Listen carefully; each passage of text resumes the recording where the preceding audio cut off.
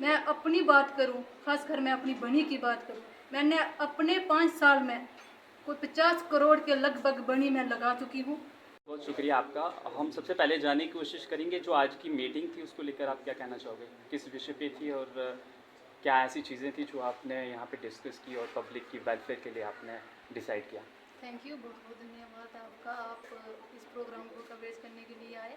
सबसे पहले तो ये है कि जो हमारा आज की मीटिंग थी ये थी कि 11 साल बेमिसाल हमारे प्रधानमंत्री श्री नरेंद्र भाई मोदी जी के। तो इसमें ये है कि जैसे 11 साल बेमिसाल, बिल्कुल सही बात है, क्योंकि मैं आपको बता दूं कि हमारा देश 1947 में आज़ाद हुआ। वहाँ से लेकर 2014 तक जो हमारी भारत की अर्थव्यवस्था थी वो 11वें नंबर पे थी, लेकिन 2014 से लेकर 2025 तक जो हमारी भारत की अर्थव्यवस्था है वो 4th नंबर पे है। ये हम सब भारतीयों के लिए बहुत ही खुशी की बात है और बिल्कुल इसमें फ़र्क जो है वो सामने नज़र आ रहा है, वो हमारे प्रधानमंत्री ने 11 साल में करके दिखाया। और इसके अलावा मैं आपको बता दूं कि सबसे बड़ी बात खासकर हमारे जम्मू कश्मीर के लिए जो हमारा पंचायती राज है उसको बहुत स्ट्रांग बनाया, उसको पावरफुल किया। जो हमारी पंचायतें हैं उनको पावर दी, सरपंचों को पावर दी, और उसके बाद जो बीडीसी डीडीसी के इलेक्शन करवाए, जिसको हम 3 टायर सिस्टम कहते हैं। उस 3 टायर सिस्टम के बीच मैं भी इसमें फॉल करती हूँ। तो मैं अपनी बात करूँ, खासकर मैं अपनी बनी की बात करूँ, मैंने अपने 5 साल में कोई 50 करोड़ के लगभग बनी मैं लगा चुकी हूँ। मैं बड़े बड़े काम आपके सामने रखूँगी। स्कूल की बिल्डिंग हो, चाहे हॉस्पिटल की एम्बुलेंस हो, चाहे कोई भी किसी किस्म की बिल्डिंग, आप हर पंचायत में जाइए, हर पंचायत में आपको कोई ना कोई बिल्डिंग बनी हुई मिलेगी। ये हमारे प्रधानमंत्री की देन है, क्योंकि उन्होंने हमें फंडिंग की। हम अपनी पंचायतों में इसको जो 2014 के बाद और 2025 तक जो हमारे गांव आज तक रोड से कनेक्टिविटी नहीं है, क्योंकि हमारी बेसिक नीड है जो वो रोड है। गांव में रोड जाएगी, हम गांव का, हमारी पंचायत का डेवलपमेंट करवा सकेंगे। हर गांव को, हर पंचायत को रोड से जुड़ा।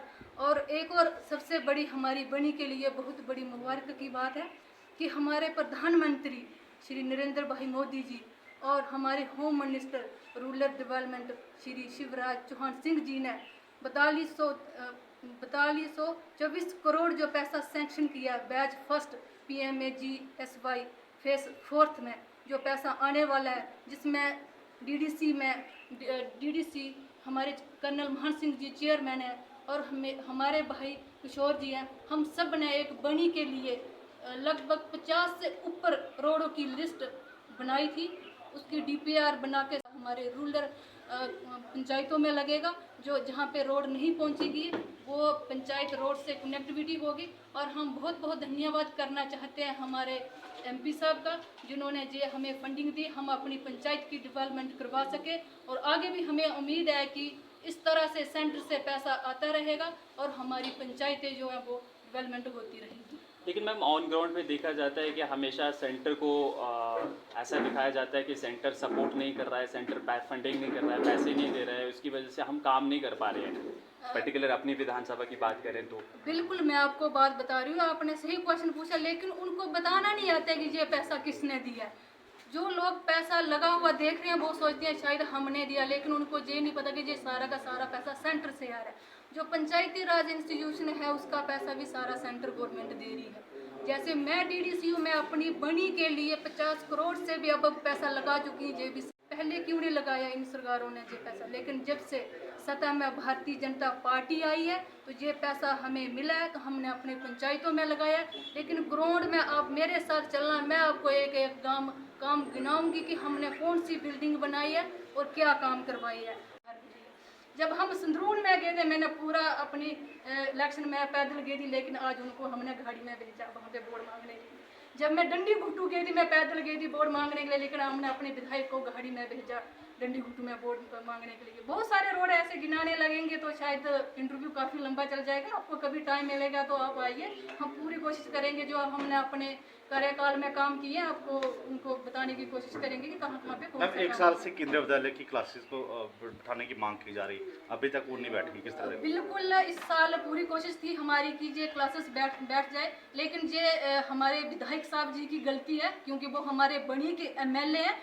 उनका ये एक ड्यूटी बनकर से बात कीजिए, क्यों नहीं क्लासेस बैठ सकती हैं? ऐसी कोई बात नहीं कि हमारे प्रधानमंत्री किसी की बात नहीं सुनते, हमारे डॉक्टर जितेंद्र सिंह से किसी की बात नहीं सुनते। अगर वो सेंटर में नहीं जा सकते, क्योंकि एक दिन मैं उनसे बात कर रही थी, एक बुजुर्ग आया मेरे पास ना उनके पास ही आया था, हम एक साथ बैठे थे, तो वो बोल रहा था कि सर मेरी पेंशन बंद हो गई है, तो वो बोलता है कि आप डीडीसी मैडम को बोलिए, जो मेरे बस की बात नहीं है। लेकिन मैं उनको कह जाना चाहती सेंटर हूँ में तो आपकी ही सरकार। बिल्कुल सेंटर में हमारी सरकार है, हम जाएंगे, लेकिन वो अगर बोलेंगे कि सेंटर में हमारी सरकार, मैं पूरी कोशिश करूंगी जितने भी लोगों के मसले हैं सेंटर तक जो हल नहीं हो पा रहे हमको, लेकिन हमने विधायक तो उनको चुना है ना। सेंटर किसी को मना नहीं करता कि कौन सी पार्टी का एमएलए है, ये कौन सी पार्टी का विधायक है, किसी को मना तो नहीं कर सकता। जाने का तो उनकी ड्यूटी बनती है ना, वो डीडीसी थोड़ा जाएगा। एक डीडीसी की वो तो वो अपने डिस्ट्रिक्ट को देखेगा, जो विधायक होता है ना वो ही जा सकता है सेंटर के बाद। अगर वो जाने के लायक ही नहीं थे, जाने के काबिल ही नहीं, तो जो विधायक हमारे सेंटर में जा सकते थे उनको वोट देना था ना, फिर हम भेजते उनको क्यों? वो तो उसका जो है उसका सोचना पड़ेगा ना, कि हम उसमें कुछ नहीं कह सकते। सेंटर तो किसी को मना नहीं करती है कि आप हमारे पास ना आइए।